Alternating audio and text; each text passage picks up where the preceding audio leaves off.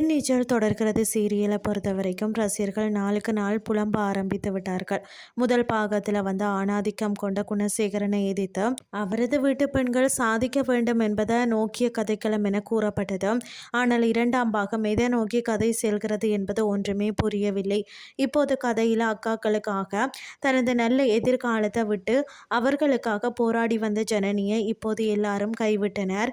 ஜனனி சக்திக்காக விசாலாட்சி மட்டுமே ஆதரவாக நின்று குரல் கொடுக்கிறார்.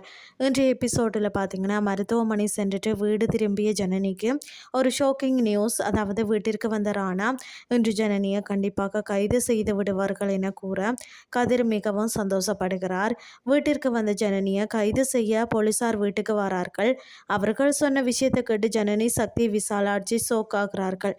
ஜனனி கைது செய்யப்படுவாரா அல்லது வேறு ஏதாவது நடக்குமா என்பதை பொறுத்திருந்து பார்க்கலாம்.